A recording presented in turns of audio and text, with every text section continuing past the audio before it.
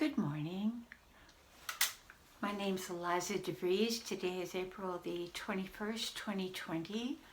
I am a medium, a spiritual astrologer, a healer, and someone who works with animals as an animal communicator and healer. I am also an artist, so I just thought I would share the diverse aspects of my life. I did not become an artist until I was 60 years of age, at which time I picked up a camera and started photographing flowers and have been doing so for 17 years.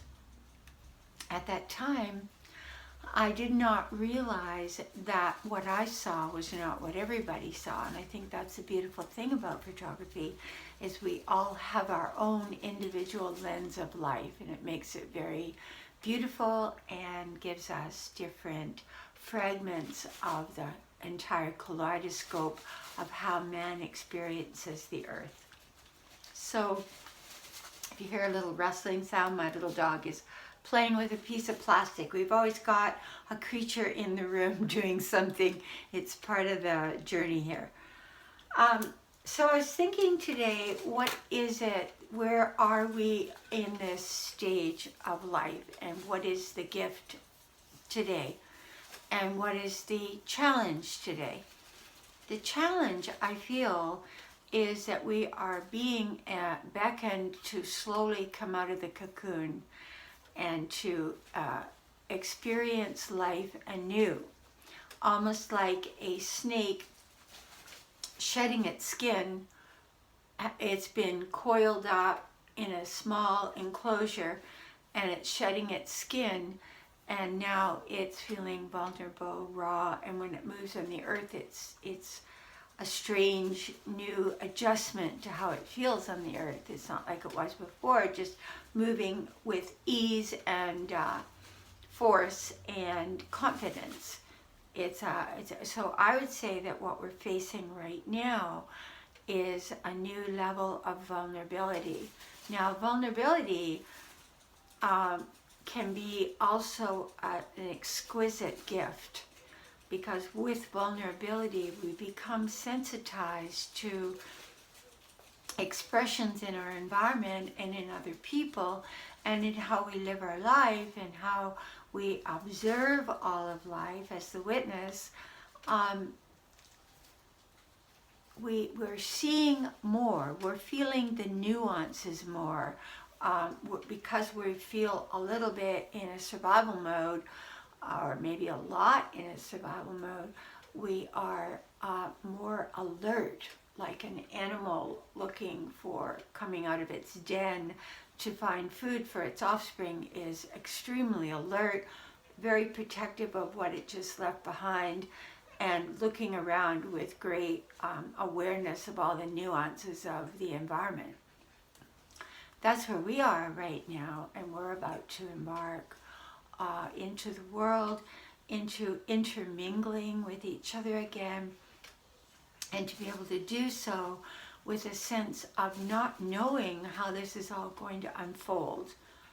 Now, when we go through the shedding of a skin, and if you look at the sign of Scorpio, which I think is very symbolic right now for all of us, because we went through that Pluto-Saturn conjunction, and Pluto kind of unraveled all the structures of our life. Pluto being the creator, destroyer, the Shiva energy of the zodiac. It came along, and Saturn was in Capricorn in its natural state, feeling its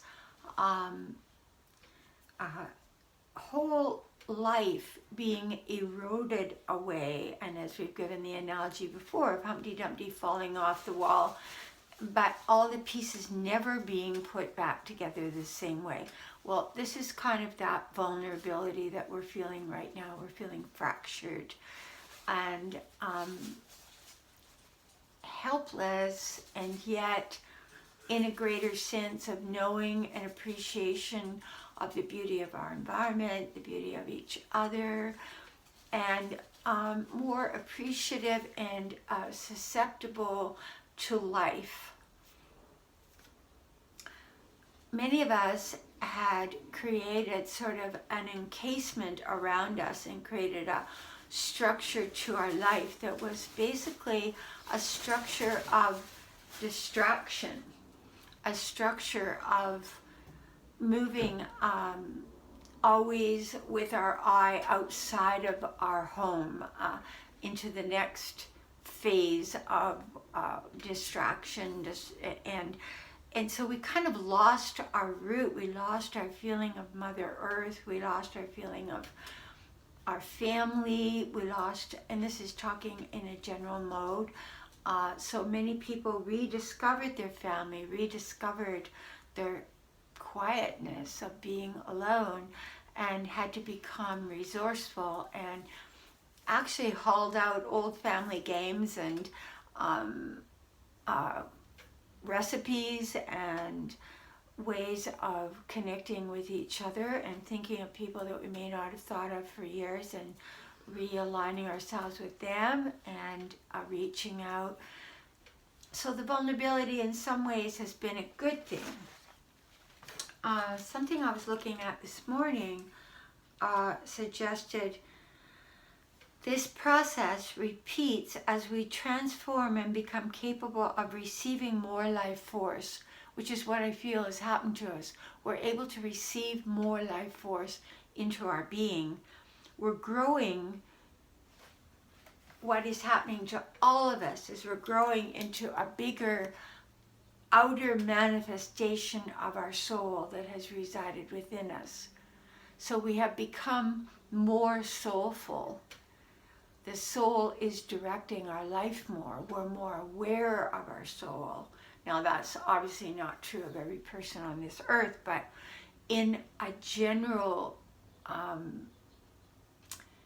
collective group of humanity, there has become a greater soulfulness, a greater appreciation of simplicity, a greater appreciation of doing with less, of respecting and honoring our loved ones, of understanding each other more, of not being so quick to judgment.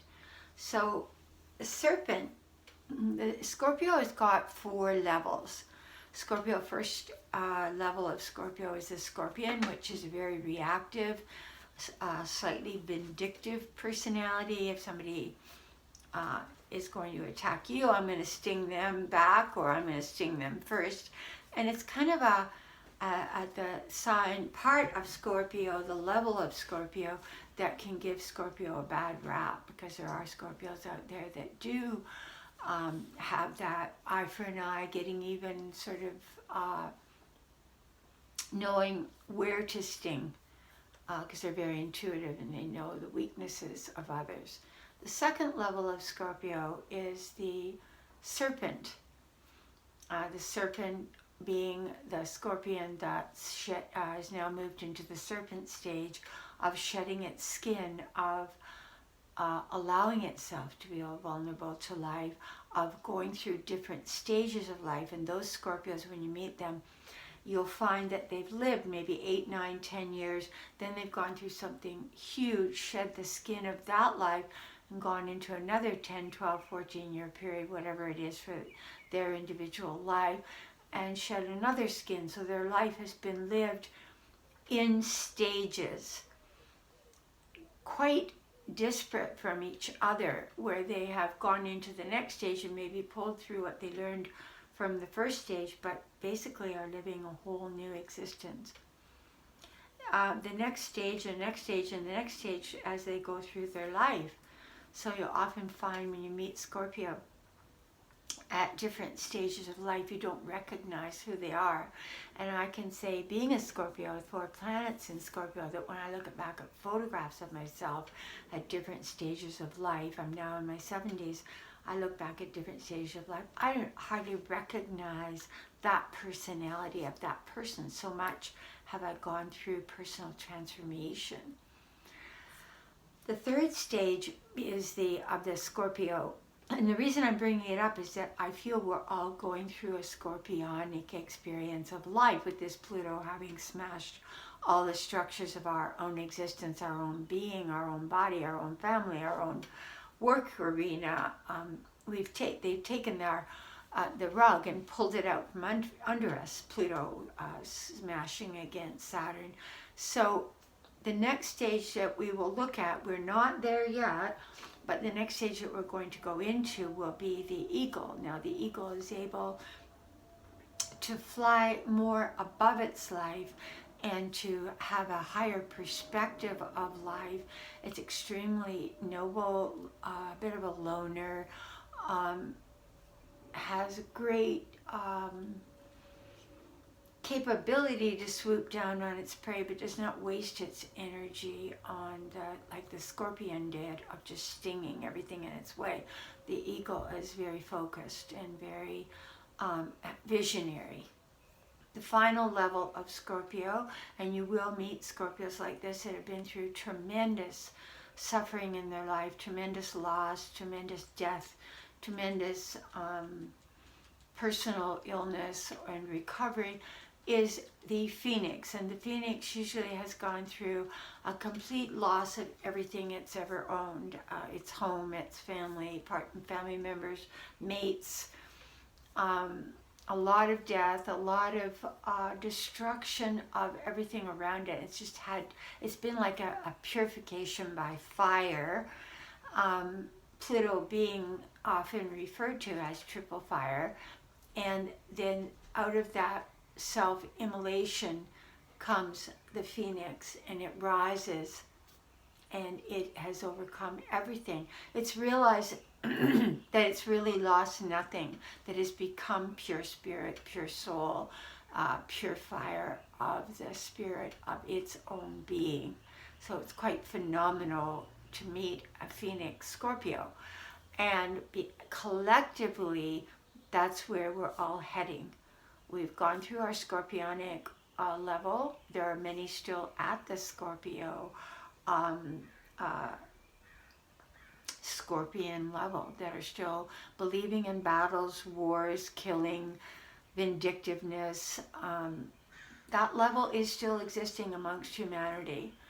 There's a certain percentage that have moved now into the serpent level, and they're shedding a whole skin of who they used to be, leaving behind a lot of baggage and feeling vulnerable to venture out into the world, as we said before. And that is, I'd say, for humanity, that is the level where many are, I'd say the majority of humanity has moved into that serpent level. And then the next stage from that will be the eagle, where we gain focus, perspective, and we'll get to that one when we get there. I don't feel we're as a collective group at that place yet. So obviously the card I chose today, and today I chose the card first and let that lead me to the video. And the card that I got today was the serpent card. And the serpent, of course, its main shift of when we lose everything, when we go through the loss of family members and face our own mortality, which many have considered the facing of their own mortality in the last few months, that it could happen to them. Who knew which one, how it would happen, how it would unfold. We have at some level faced it all according to the evolutionary level of our soul.